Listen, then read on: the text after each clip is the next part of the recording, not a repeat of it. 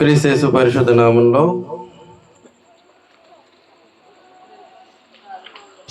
మహోన్నతుడను మన తండ్రి అయినటువంటి దేవునికి నా హృదయపూర్వక స్తుతులు స్తోత్రములు తెలియజేస్తూ ఉన్నాను. ఆత్మ సంబంధమైనటువంటి సహవాసమును మనకు అనుగ్రహించినటువంటి మన ప్రియ సహోదరి గంట నాగలక్ష్మి గారికి, వారి కుటుంబ సభ్యులందరికీ కూడా క్రీస్తు ప్రేమను బట్టి నా హృదయపూర్వక వందనాలు పేరు పేరున తెలియజేస్తూ ఉన్నాను. వారికి ఆహ్వానాన్ని మన్నించి చేరువచ్చిన ప్రియ సహోదరులను మీ అందరికీ క్రీస్తు ప్రేమను బట్టి నా హృదయపూర్వక వందనాలు తెలియజేస్తూ ఉన్నానండి. అలాగే దైవజనులకు కూడా నా హృదయపూర్వక వందనములు తెలియజేస్తూ ఉన్నాను.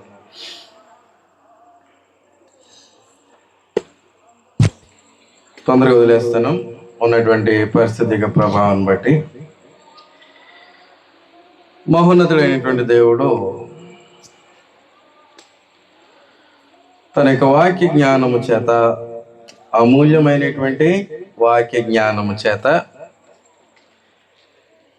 ఎంతగా హెచ్చరిస్తూ ఉన్నాడు అనేటువంటి సంగతిని గురించి మనం అనేక సార్లు చదువుతూనే ఉన్నాము, నేర్చుకుంటూ ఉంటూనే ఉన్నాము. ఆయన తన జ్ఞానము చేత మనలను హెచ్చరిస్తూ ఉన్నాడు.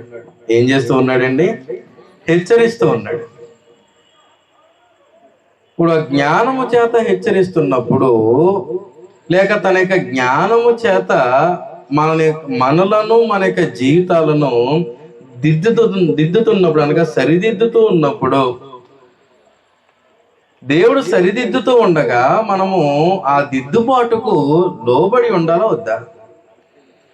దేవుని యొక్క గ్రంథంలో లోబడి ఉండమని చెప్పిందా, లోబడకుండా ఉండమని చెప్పిందా?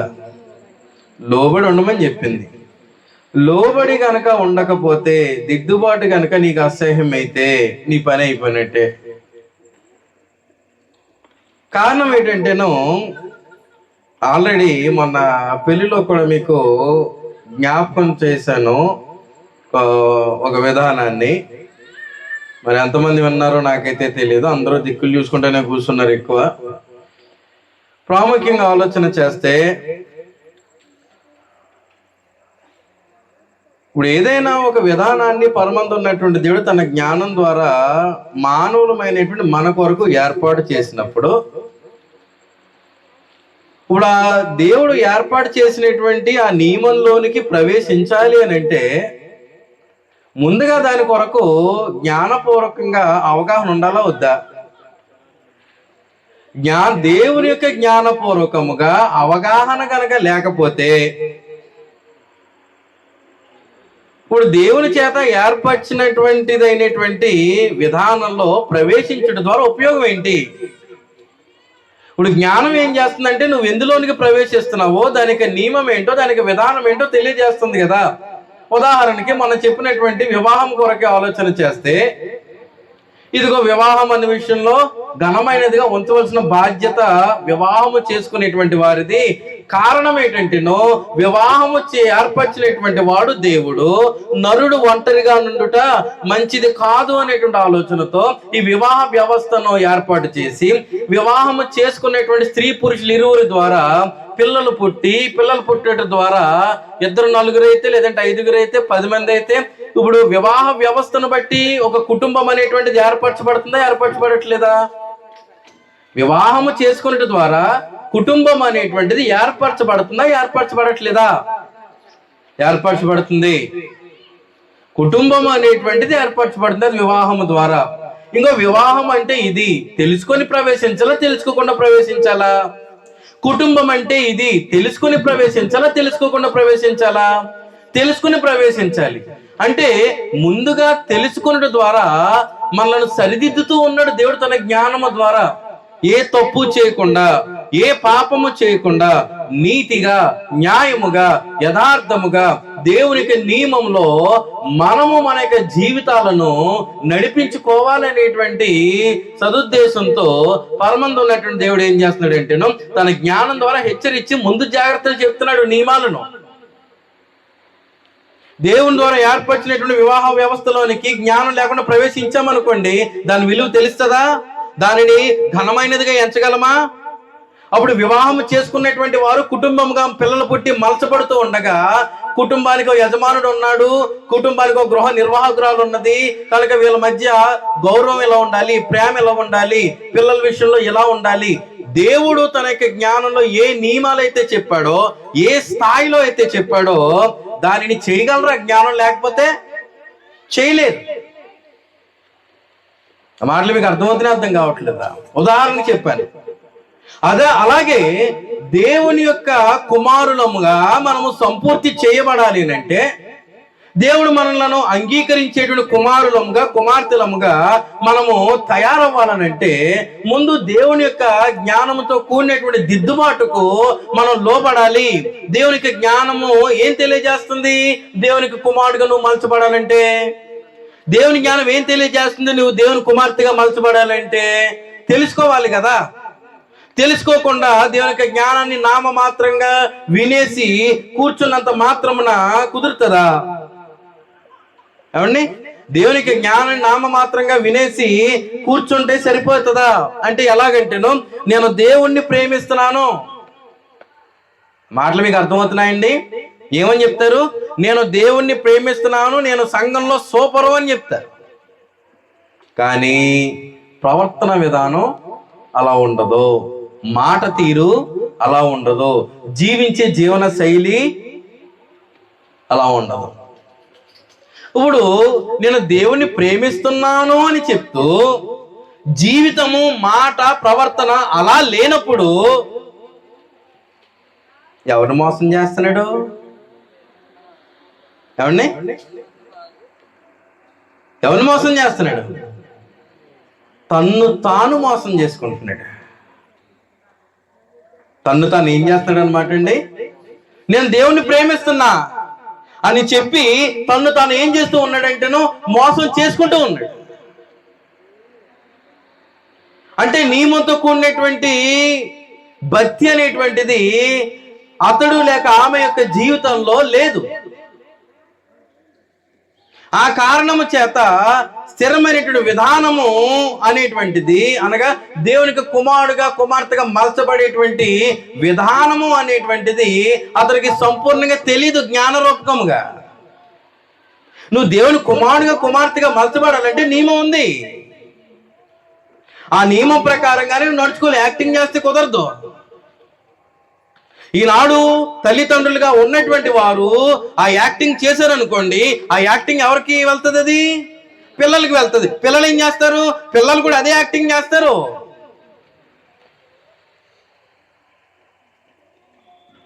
తల్లిదండ్రులైనటువంటి వారు ఏ జ్ఞానం నేర్చుకున్నారో ఆ జ్ఞాన ప్రకారంగా జీవిస్తూ ఉంటుంటే, ఆ జ్ఞాన ప్రకారంగా ప్రవర్తిస్తూ ఉంటుంటే, ఆ జ్ఞాన ప్రకారంగా మాట్లాడుతూ ఉంటుంటే పిల్లలు కూడా అదే జ్ఞాన ప్రకారంగా ప్రవర్తించేదానికి, మాట్లాడేదానికి, జీవించేదానికి వారు బాల్య దినముల నుండి ఏం చేస్తారనమాట? వాళ్ళు నేర్చుకుంటా ఉంటారు, ప్రాక్టీస్ చేస్తూ ఉంటారు, సాధకము చేస్తూ ఉంటారు.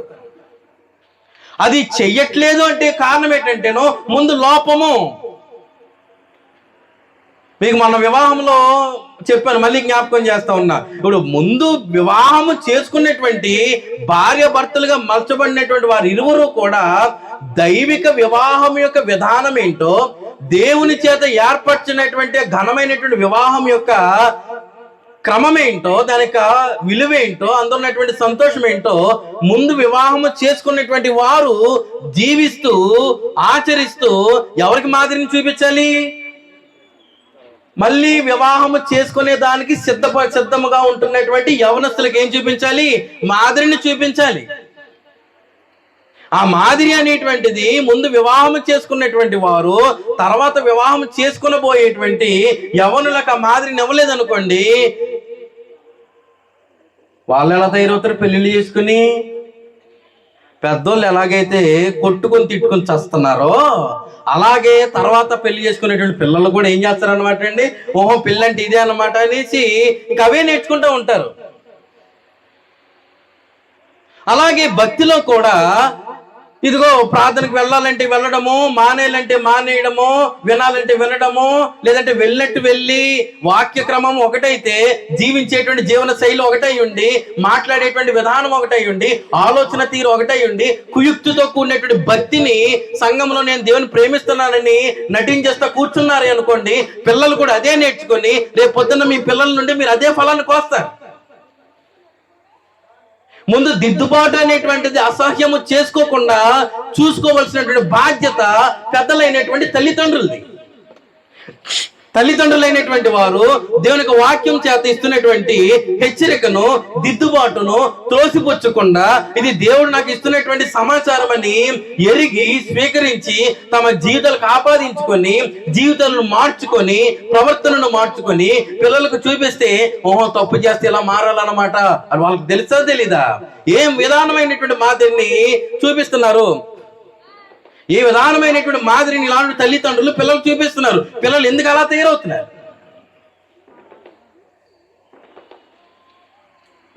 ఏమని చెప్పేశాడు ఎఫెసీ పత్రిక 6వ అధ్యాయంలో?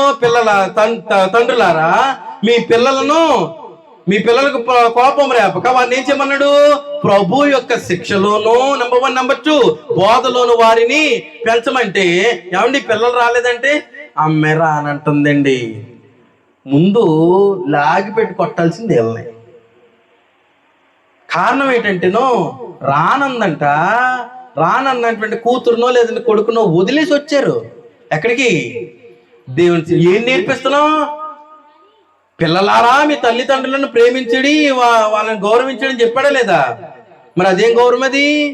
ఎవరి మాట ఎవరు వింటున్నారు? ఇక్కడ దేవునికి నియమం ఏంటి, నీ ఇక్కడ నియమం ఏంటి? రానంటుందంటే మానేస్తావా? తెంగరతనం కాదది. రానంటున్నాడంటే వదిలేస్తావా? రానంటున్నాడంటే నేనేం చేయను, మిగతా వాటికి అలా వదిలే, పనికి వెళ్ళకపోతే అలా వదిలేస్తావా? ఎదుగుతా ఉన్నాడు, సంపాదించుకుని ప్రయోజకుడే, తన కాళ్ళ మీద తాను నిలబడాలి కదా. భవిష్యత్తులో పెళ్లి చేసుకుంటే భార్యని పోషించుకోవాలి, బిడ్డలు పోషించుకోవాలి కదా. పనికి వెళ్ళాలంటే అలా వదిలేస్తారా ఇంట్లో తల్లిదండ్రులు? అమ్మా మాట్లాడండి. పనికి వెళ్ళనంటే అలాగ వదిలేస్తారా? మెడలోంచి లేదంటే ఒక వారం రోజులు వాళ్ళు తింటా చీ బాబు మా అమ్మ తినేస్తుంది, లేదంటే మా నాన్న తినేస్తున్నాడు అనుకొని అని అనిపించేలాగా వాళ్ళ సొన్నుగుడు ఉన్నసుగుడు ఇంకా అలాగ రోజు అడుగుతానే, ఈ రోజు కూడా వెళ్ళదేట్రా పనికి 1వ రోజు, ఈ రోజు కూడా వెళ్ళదేట్రా పని 2వ రోజు, ఈ రోజు కూడా వెళ్ళదేట్రా పనికి 3, అలా ఎన్నిసార్లు అనిపించుకుంటాడు. వాడికి ఎప్పటికప్పుడు చిరాకు వస్తుంది కదా. ఆ చిరాకు వచ్చిన తర్వాత ఇలా కుదురుంచలేదు నన్ను, ఏదో పని చూసుకుంటే గొడవలు పోద్ది అనుకుంటారా అనుకోరా? అంటే ఏదో టైంలో పనికి వెళ్ళాలి, డబ్బు సంపాదించాలి, నా కాళ్ళ మీద నేను నిలబడాలి అనేటువంటి ఆలోచన అతనికి పుడట్లేదా? ఎవరు పుట్టిస్తున్నారు? తల్లిదండ్రులే కదా. పనికి వెళ్ళకపోతే వెళ్ళు అని తోమి పంపించట్లేదు. దేవుని సన్నిధికి వచ్చేసరికి ఎంత చెప్పినా రావట్లేదు. ఎంతవరకు కరెక్ట్ అది? పిల్లలు ఈనాడు వెనకబడి ఉండడం కల కారణము ప్రప్రథమంగా దేవునికి బహుమానములను పొందుకున్నటువంటి తల్లిదండ్రులు.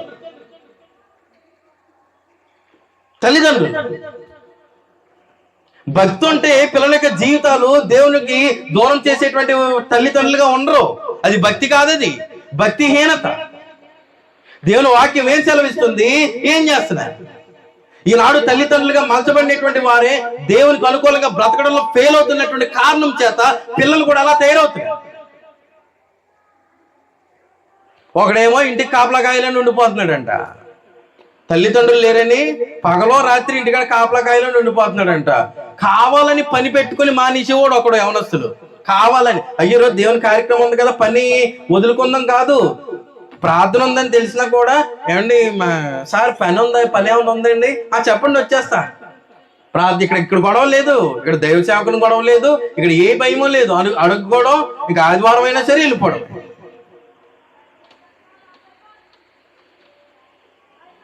మానక సమాజముగా కూడట మానమంటుందా మానొద్దని చెప్తుందా గ్రంథము? మరి ఇది ఎక్కడ గొడవ? ఇది పెద్దలు ఏం నేర్చుకుంటున్నారు, పిల్లలకి ఏం నేర్పిస్తున్నారు? చూడండి, కీర్తన గ్రంథం 50వ కీర్తనలో 50వ కీర్తన తొందరగా తీయండి, 16 నుంచి చదివితే, భక్తిహీనులతో దేవుడు ఇట్లు సెలవిచ్చును అంటే ఎలాగ సెలవిస్తున్నాడు? ఎవరితోటి? భక్తిహీనులతో, అనగా భక్తి లేని వారితో దేవుడు ఎలా మాట్లాడుతున్నాడు? ఏమని మాట్లాడుతున్నాడు?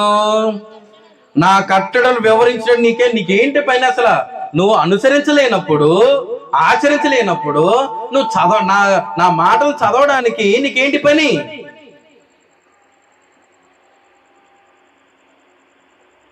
చదవడం, నా మాటలు నువ్వు అనుసరించలేనప్పుడు చదువుతున్నప్పుడు సిగ్గుండాలి నీకంటే. నువ్వు ఆచరించినప్పుడు మాత్రమే నా గ్రంథాన్ని చదువు, ఆచరించలేనప్పుడు నా గ్రంథం చదవమాక. యాక్టింగ్ అనేటువంటిది దేవుని ముందు కుదరదు. నేను చెప్తున్న మాటలకు ఫీల్ అయితే ఎవడేం చేయలేడు. దేవునికి మాటలు ఎవరు మాట్లాడుతున్నారని చెప్పాడు ఇక్కడ? భక్తిహీనులతో. ఎవరు మాట్లాడుతున్నారు? ఎవరు సెలవిస్తున్నారండి? దేవుడా సాగరా? కానీ ఎవరిని ఎడతారు అక్కడ? ఇదిగో సాగర బాబు ఇలా చెప్పాడు. కానీ ఇక్కడ ఎవరు సెలవిచ్చారు? ఇక్కడ ఇచ్చింది దేవుడు, కానీ ఎవరిని పెడతారు ఇక్కడ? చెప్పింది నేను కాబట్టి ఇప్పుడు సాగర బాబు చెప్పేశాడు, నన్ను ఎలాగనేసాడు, నా కోసమే చెప్పేశాడు. సిగ్గుండాలి. నీలో లోపం ఉంటే నీకు తగులుతూ ఉంటుంటే నీ లోపాన్ని కూడా గుర్తించకుండా ఇది నా కోసమే చెప్పేశాడు, ఇంక అంతే సంగతులని ముఖం ముడుచు కూర్చున్నావు అనుకో, నీ ముఖమే ఉబ్బుపోద్ది. ఇలాగా దేవునికి నాకు ఏమవుతుంది? దేవుడు మాట్లాడుతున్నాడు. ఏమని మాట్లాడుతున్నాడు? నా కట్టడలను వివరించుటకు, చెప్పుటకు నీకేం పని? చదవడానికి అవకాశం లేదు, చదవడానికి అవకాశం లేనప్పుడు చెప్పడానికి అవకాశం ఎక్కడిది? వివరించడం నీకేం పని? నా నిబంధన నీ నోట వచించదవేమి?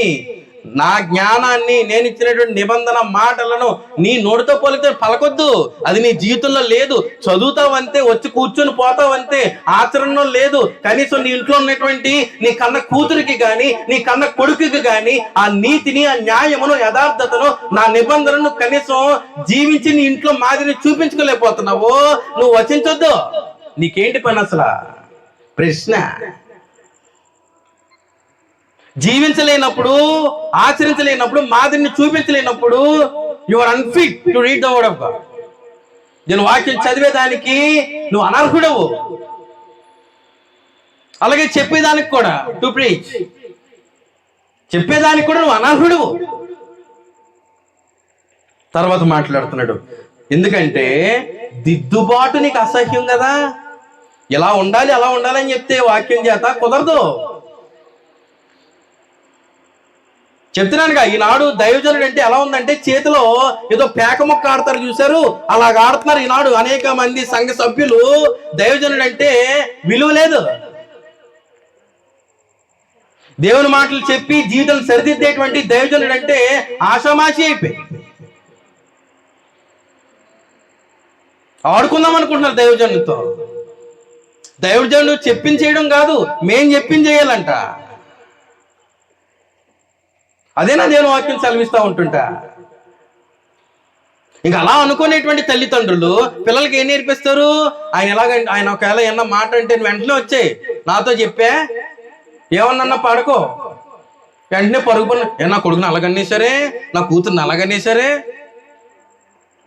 ఏడు నీకు ఎలా కావాలో అలా చేసుకో. దిద్దుబాటు నీకు అసహ్యం అంటే ఎవరి ద్వారా దిద్దుతున్నాడు? ఇప్పుడు దేవుడు వాక్యం ద్వారా. వాక్యాన్ని ఎవరి ద్వారా చెప్పిస్తున్నాడు?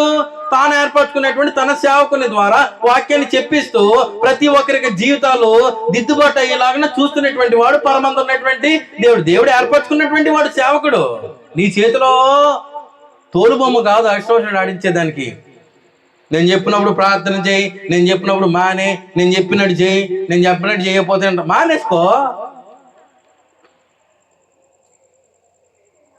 అందుకని చెప్తున్నా, నా వెర్షన్ వేరు, అలాగే పట్టించుకొని నేను ఎవరైనా సరే నేను చెప్పింది వినాలి అని అనుకున్నారంటే అయిపోయారు అనమాట. నచ్చావు లేకపో. దేవుని సన్నిధిలో మనుషులకు కాదు విలువ. మనమందరం దేవుని సేవకు, దేవుడు తన సేవకుగా నేర్పరచుకున్నప్పటికీ మన ద్వారా ఎవరికి విలువ కలగాలి? నా ద్వారా సైతం కూడా, నా ద్వారా సేవకునిగా నేనైనా సరే, సంఘంగా మీరు అనగా మనమందరము ద్వారా, మనందరి ద్వారా ఎవరి మహిమ పొందాలి? దేవుడి మహిమ పొందాలి. ఎక్కడేంటి ఎవడికంతా ఎవడు పొందుకోలేదు. ఎవరెవరిని గుర్తించేది, ఎవరికి దండేసేది, ఎవరు సాల్వ కప్పేది, ఎవడ మాట వినేది? దేవుడు తాను ఏర్పరచుకున్నటువంటి తన సేవకుని ద్వారా తన కార్యక్రమాలు ఎలా చేయించుకోవాలో దేవునికి తెలిసే తెలీదా? నన్ను అడగలేదు, నన్ను చేయలేదు. ఏం నేర్పిస్తున్నారు పిల్లలకి? పిల్లలు నేర్చుకుంటారు, పిల్లలే నేర్చుకుంటారండి. పిల్లలు కూడా ఏమన్నా చేసి నన్ను అడగలేదు, నన్ను చేయలేదు. పెద్దోళ్ళు అదే నేర్చుకుంటే పిల్లలు అదే నేర్చుకుంటారు. పెద్దోళ్ళు ఏ బుద్ధి చూపిస్తే పిల్లలు అదే బుద్ధిలో ఉంటారు. కానీ దేవుని వాక్యము అలాంటివి తప్పు అని చెప్తుంది. దేవుని వాక్యం ద్వారా సక్రమమైనటువంటి విధానాన్ని దిద్దుబాటు చేస్తున్నప్పుడు ఆ దిద్దుబాటు నీకు ఎలా ఉండకూడదు? అసహ్యముగా ఉండకూడదు. దిద్దుబాటు నీకు అసహ్యము కదా. నీవు నా మాటలను నీ వెనుకకు, నువ్వు మంచిగా ఉండమని చెప్పినటువంటి ఏ విధానాన్ని అయినా సరే నువ్వు ఎక్కడ పెడుతున్నావు? వెనక పెడుతున్నావు. నిన్ను నువ్వు ముందుంచుకుంటున్నావు. వాక్యం దాటి నువ్వు ముందుంటున్నావు. వాక్యం ఎక్కడ ఉండాలి? నీ ముందు ఉండాలి. నీ వాక్యము నా పాదములకు దీపమును, నా త్రోవకు. త్రోవ ఎక్కడుంది? ముందుంది వెనకథలు ఉందా? కళ్ళు ముందున్నాయి వెనకథలు ఉన్నాయా? చెప్పండి అమ్మా. ముందుంది అంటే త్రోవ ఎక్కడుంది? ముందుంది అంటే నేను అడుగు వేసే దానికి ముందుగా ఏ వెలుగుంది నా త్రోవలో? దేవుని వాక్యం అనేటువంటి వెలుగుంది. నా త్రోవకు వెలుగు అంటే ముందేదుంది? వాక్యం ఉంది. కానీ అది దాటి అధిగమించి నేను పోయి నా సొంత ఆలోచన, నా సొంత ఉద్దేశం, అతను అలాగే చెప్తాడులే, నేను వాక్యం చెప్తున్నటువంటి అతను అలాగే చెప్తాడులే, అలాగ ఉండమంటాడు అంతే. అతనికి ఏం పని ఉంది? అవును, ఇప్పుడు తెలీదు, భవిష్యత్తులో తెలుస్తుంది. భవిష్యత్తు సమాధానం చెప్తుంది అతనికి పని ఉందో లేదో. మాటలు అర్థమవుతున్నాయి, అర్థం కావట్లేదా? భక్తిహీనుడికి ఆలోచన అది. అతను అలాగే చెప్తాడంటే అర్థం ఏంటి? దిద్దుబాటు చేసేటువంటి వాక్యం చెప్పాడు, ఆ వాక్యం వినడానికి నీకు అసహ్యం. అంటే ఇప్పుడు ఆ వాక్యంలో చెప్పినట్టుగా చేయకుండా ఉండాలంటే ఎవరి మీద నిందేయాలి? ముందు చెప్పిన వాని మీద నిందేయాలి. ఏంటది? అలాగే చెప్తాడులే, అలాగే చేస్తాడులే, ఏం పర్లేదు. మాటలు అర్థమవుతున్నాయి, అర్థం కావట్లేదండి. అది ఎవరి పని అంటేనో భక్తిహీనుడు. నీవు నా మాటలను నీ వెనుకకు త్రోసెదవు, నీవు దొంగను చూచినప్పుడు వానితో ఏకీభవించెదవు, వ్యభిచారులతో నీవు సాంగత్యము. ఎవరితో సాంగత్యం చేస్తావు అంటే భక్తి అంటే వ్యభిచారులతోనేనో, దొంగలనే మాత్రమే కాదు, లోక సంబంధాలను సాంగత్యం చేస్తావు. వాళ్ళ ముందు సంఘంలో ఉన్నటువంటి వారు కానీ దైవజనుడు కానీ బలాదూరు నీకు. అప్పుడు నీ పిల్లలకు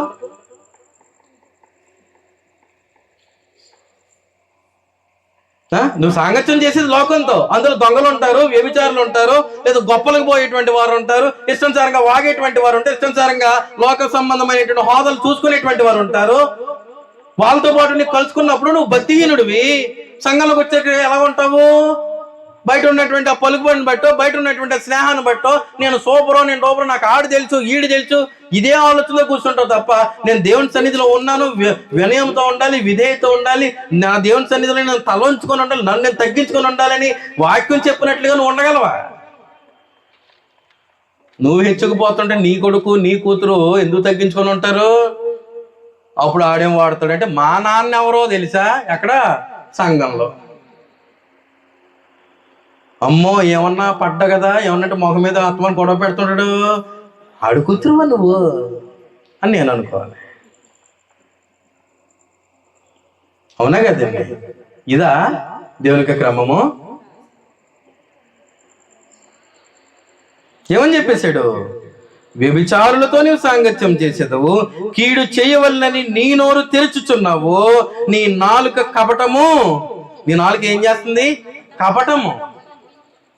నోటుకు వచ్చిందల్లా వాగుతూ ఉంటాడు. చేసిందే తప్పు, చేసినటువంటి తప్పును కప్పిపుచ్చుకునే దానికి పక్కన మీద ఏం చేస్తాడు అనమాట అండి? బురద జల్లుతూ నా కోసమే చెప్పాడు. మరి నువ్వు చేసిన భాగవతం, నేను చేసిన భాగవతం ఏమీ లేదు, అది చెప్పకూడదు, నా కోసమే చెప్పాడు. అది దృష్టిలో పెట్టుకున్న ముందు మనందరం కలిసి మీద అడిపోదాం. ఏం నేర్పిస్తున్నాము పిల్లలకి విధానంలో? ఇలా ఉన్నారా లేదంటే పెద్దలు అనేకులు? ఏం నేర్చుకుంటున్నారు దేవుని యొక్క జ్ఞానాన్ని? ఎలా నడుచుకుంటున్నారు దేవుని సన్నిధిలో?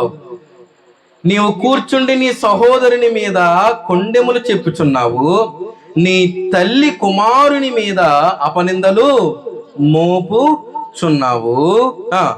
ఇట్టి పనులు నీవు చేసినను నేను మౌనినై ఉంటిని, అందుకు నేను కేవలము నీ వంటి వాడనని నీవు అనుకుంటేవి. అంటే నీకేం జరగట్లేదు కాబట్టి ఆ దేవుడు కూడా నేను చేసింది కరెక్టే అనుకుంటున్నాడు, అందుకే నాకు అన్ని మేలులు జరిగిపోతున్నాయి, అందుకే నాకు అన్ని ఉపకారాలు జరిగిపోతున్నాయి.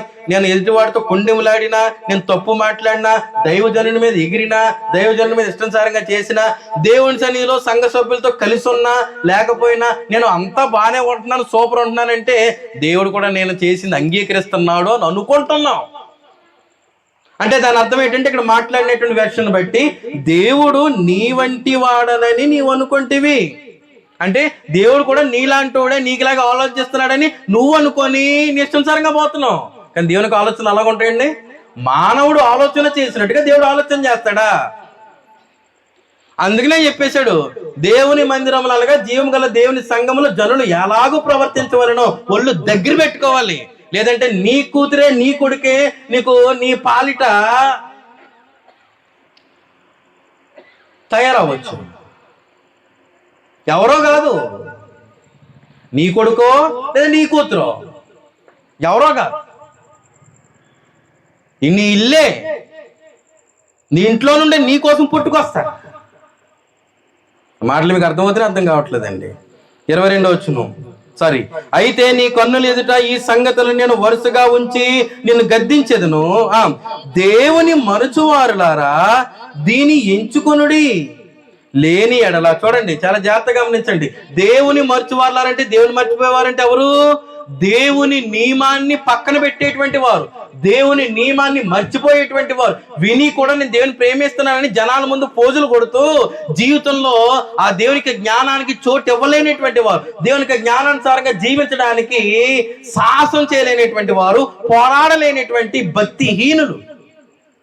దీని ఎంచుకొనుడి, లేని ఎడల గద్దింపును నువ్వు అసహ్యంగా తీసుకున్నావు అనుకో, దేవునికి జ్ఞానాన్ని నువ్వు పక్కన పెట్టావు అనుకో, అర్థమవుతుందండి? లేని ఎడల నేను మిమ్మును, దేవుడు కూడా నాలంటే నాకు ఏం అవ్వట్లేదు, నేను బాగున్నాను, నా కుటుంబం బాగుంది అనుకోండి. ఎంతకాలం అనుకుంటారు అనుకోండి. కానీ దేవుడి చివరికి ఫలితం ఏంటంట? నేను మిమ్మును చీల్చివేయుదును, తప్పించువాడెవడును. ఇంక నీ పరిస్థితి నుండి నేను తప్పించేవాడు ఎవడు ఉండడు, కొట్టుకొని చస్తా ఉంటావు. ఇంక దేవుని యొక్క ఆదరణ ఉండదు, దేవుని యొక్క కాపుదలు ఉండదు, సంఘం యొక్క తోడ్పాటు, సంఘం యొక్క ప్రార్థనలు ఉండవు, ఏముండవు. ఇంకా కుటుంబ పరిస్థితి ఏంటో, ఇంకా కుటుంబ పరిస్థితి ఏంటండి? ఎవరు తీలుస్తారంట? దేవుని యొక్క జ్ఞానమునకు వ్యతిరేకంగా దేవుని యొక్క దిద్దుబాటు నీకు అసహ్యంగా ఉన్నదనుకో, ఏమవుతుందంట?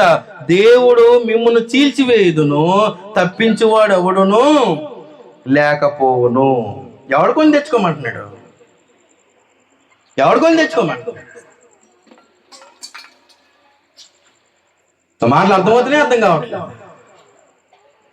చాలా జాగ్రత్తగా ఆలోచించండి. దేవునికి జ్ఞానము ఏం సెలవిస్తుందో దాన్ని గురించి ఆలోచన చేయడం నేర్చుకోండి. దేవునికి దిద్దుబాటుకు లోబడడం నేర్చుకోండి. దేవునికి దిద్దుబాటు కనుక మీరు లోబడకపోతే దేవునికి శిక్ష అనేటువంటిది తప్పదు. దేవునికి శిక్ష అనేటువంటిది తప్పదు. నేను ఏమైపోయినా పర్లేదు, నా పిల్లలు ఏమైపోయినా పర్లేదు, నేను అనుకున్నట్టే బ్రతుకుతాను అనుకుంటే బ్రతకండి. నేను అనుకున్నట్టే మాట్లాడతాను అని అనుకుంటే మాట్లాడండి. నేను అనుకున్నట్టే జీవించాను అనుకుంటే జీవించండి. కానీ ఒకానొక రోజు ఉందని చెప్పేస్తున్నాడు, నేను మిమ్మల్ని వదలను, నేను మిమ్మల్ని ఏం చేస్తాను? చీల్చి వేస్తాను. మేము తప్పించేవాడు ఎవడున్నాడు? తప్పించేవాడు ఎవడూ లేడు. మరి రక్షకుడు అనేటువంటి యేసుక్రీస్తు ఆయన అసలు ఉండడు. దేవుడు అంటే ఆషామాషి అయిపోయింది. మళ్ళీ చెప్తున్నా, దేవుడు అంటే ఆషామాషి, దేవుడు అంటే ఆషామాషి అయిపోయినాడు కనుక దేవునికి నియమాలను సరిగ్గా పాటించలేనటువంటి వాడికి దైవజనుడు ఏమోలా? దైవజనుడు ఏమోనండి. అప్పుడు దైవజనుడితో ఎలా మాట్లాడతాడు, ఎలా ప్రవర్తిస్తాడు? అసలు దైవజనుడు అంటే భయం కానీ గౌరవంగానే ఉంటుందా? ఏముండదు, ఆడుకోవచ్చు చక్కగా బంతట. ఇంకా అదే విధానాన్ని పిల్లలు నేర్చుకుంటారు. తల్లిదండ్రిగా ఉన్నటువంటి నీవు భవిష్యత్తులో ఎదుగుతున్నటువంటి నీ పిల్లలకు వివాహం చేసుకోబోయేటువంటి నీ పిల్లలకు, దేవుని చేత ఏర్పరచబడిన కుటుంబ వ్యవస్థలోనికి ప్రవేశించేటువంటి నీ పిల్లలకు ఒక తల్లిదండ్రులుగా ఏ మాదిరిని చూపిస్తున్నారు మీ పిల్లలకు? భక్తి విషయంలో, దేవుని విషయంలో ఏం చూపిస్తున్నారు?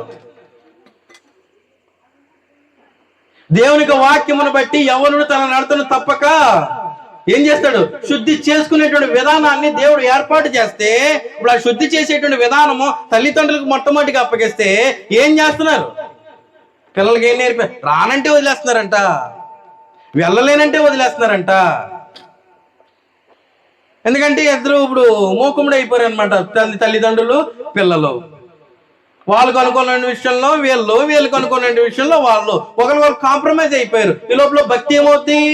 ఆ కుటుంబం దైవ కుటుంబం ఎలాగవుతుంది? దేవుని వాక్యానికి లోబడినటువంటి కుటుంబం ఎలాగవుతుంది? పరిస్థితిని బట్టి వదిలేస్తున్నాను. అసలైంది ఉంది, చెప్తాను తర్వాత. అసలైనటువంటి లేఖన భాగాలు ఉన్నాయి, దాని కొరకు కొన్ని చదవలసినవి.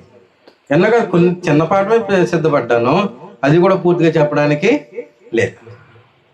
కనుక ఆలోచన చేయండి. దిద్దుబాటు, దానికి దేవునికి జ్ఞానంతో కూడిన దిద్దుబాటు నీకు ఏమవకూడదు? అసహ్యం అవ్వకూడదు. ఆ వాక్యానికి విరుద్ధమైనటువంటి జీవితం నీకు ఉండకూడదు. ఉందంటే నిన్ను చూస్తున్నటువంటి వాడు, నిన్ను అనుసరించాలని చూస్తున్నటువంటి నీ కొడుకు, నీ కూతురు ఉంటారు. జాగ్రత్త. వాడు లేక ఆమె అదే చేయడానికి సిద్ధపడతారు, అలాగే మాట్లాడడానికి సిద్ధపడతారు, అదే బుద్ధితో ఉండేదానికి సిద్ధపడతారు. వాక్యం నేర్చుకుని ఒకరు మార్చుకోవడం చూసుకోండి.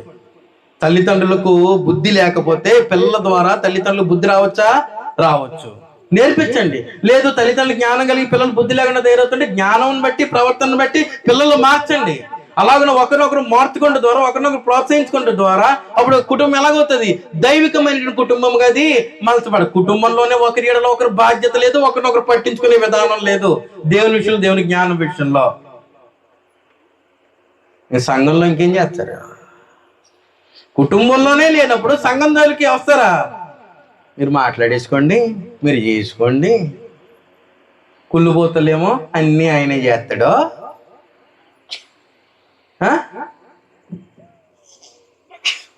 నువ్వు చెయ్యు, నన్ను చేయనివ్వు. చేసినోడంటే సులకనా?